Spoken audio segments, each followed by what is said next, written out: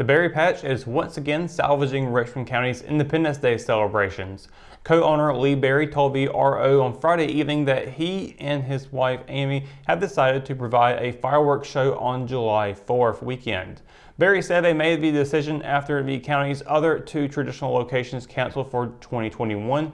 Joey Bostic, president of the Ellerbe Lions Club, confirmed Friday afternoon that the club voted 2 weeks ago to call it off this year because of the uncertainty of future state COVID-19 regulations. Currently, face masks are still required and outdoor mass gatherings are limited to 100 people per Governor Roy Cooper's executive orders. The Hamlet City Council voted Tuesday to cancel its festivities also for the second consecutive year, citing budget constraints. Berry said he is still deciding which night to hold the fireworks show since July 4th falls on a Sunday this year, and he will be checking with the Ellerbe Fire Department. Last year, the Berries paid for fireworks after the Lions Club in Hamlet canceled for the same reasons as this year. Richmond County residents got rid of quite a few old cans of paint last weekend at the county's annual Household Hazardous Waste Day. According to Assistant Public Works Director Brian Leggett, 154 vehicles drove through the parking lot of the Human Services Complex during a 4-hour span on April 10th and dropped off 11.28 tons of hazardous materials. Leggett said 58% of that was latex and oil-based paints and paint-related materials. The county is also gearing up for an Earth Day cleanup this weekend from 11 to 8 a.m. this Saturday.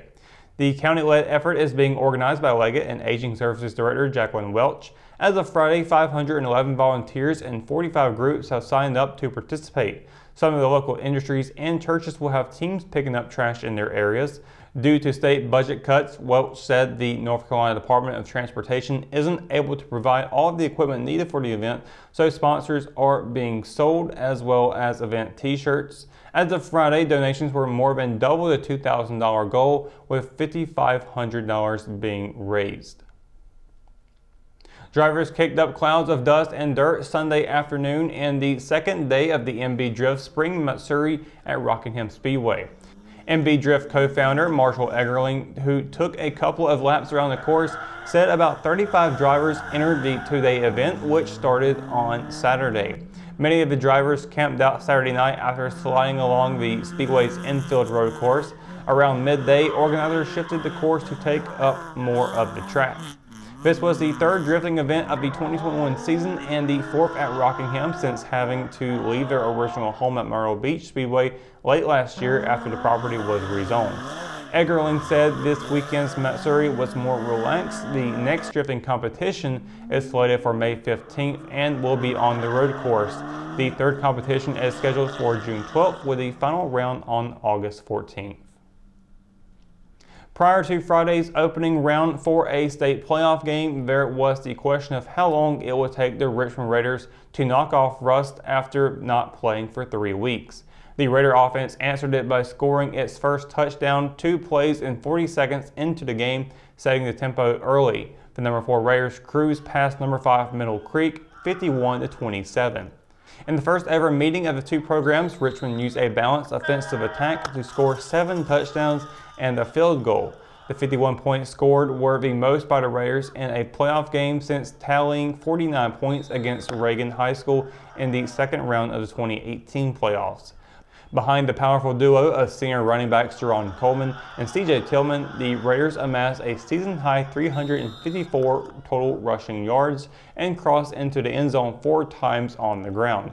The Raiders will travel to Cardinal Gibbons on Friday for the second round. In 2019, the two teams played at Cardinal Gibbons, ending in a 45-2018 win for the Raiders. After opening its season with a 34-0 home loss to rival Hamlet, the Rockingham football team knew that it needed a win at Cordova on Wednesday if they wanted any chance of redemption. After taking a week off, a more synergetic Rockets team came out of the spring break and earned a 22-6 road victory over the Cordova Cavaliers. One major contributor to the Rockingham victory was Ewing. The 8th grade running back was barely a presence in the loss 2 weeks ago, but finished Tuesday's game with 7 carries for 87 yards and a touchdown. Joining Ewing on the stat sheet was Rockingham quarterback Dylan Veach, who was 5 of 11 passing for 97 yards and 2 touchdowns. Rockingham will meet Hamlet at Raiders Stadium for the county championship game on Wednesday that is slated for 6 p.m. When we return, we've got your Live at 5 weather report that's coming up after the break, so stay tuned. McNair Auto Sales is the place to buy your pre-owned car, truck, or van. To be the best, it takes big selection, friendly staff, and great pricing. We guarantee a no-hassle buying experience, and financing is available right on site. So come see us today. We're located at 1026 East Broad Avenue in Rockingham. And remember, with over 40 years of experience, you know McNair is the name you can trust. She gets her soccer skills from her mom, her sense of humor from her dad, and her drugs from her home medicine cabinet. Over half of misused medication comes from family and friends. Talk to your children about the dangers of prescription drug misuse. Secure your medication, take regular inventory to ensure nothing is missing, and properly dispose of expired or unused medication. Be aware. Don't share. Lock your meds. At Richmond County Hospice, we strive to provide high-quality care to our patients and their families. Whether it's the incredible hospitality at the Haven House or from the comfort of your own home, you can count on hospice to be there for you. We also offer monthly grief support groups, and our chaplain will be there to hold your hand in prayer. Through our amazing staff and our volunteers, hospice has made difficult times easier for our community. Call the number on your screen if you feel that you or your loved one may benefit from our services. Richmond County Hospice. Peace, comfort, dignity. JC's in Rockingham has you covered for used appliances, parts, trailers, and storage. We have one of the largest selections of reconditioned washers, dryers, and refrigerators in the Sand Hills, and we offer free delivery to residents inside Richmond County. Come check out our variety of trailers for any hauling job and our storage buildings for the things you need out of the weather or house. We also carry parts and accessories for appliances, trailers, truck beds, and can order the things you need. That's JC's on South Hancock Street in Rockingham.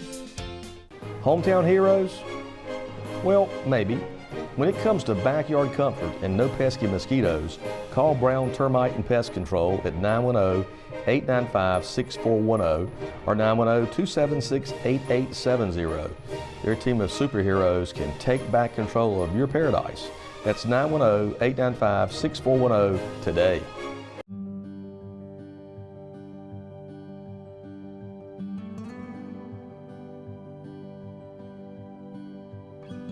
You were always more than my mom.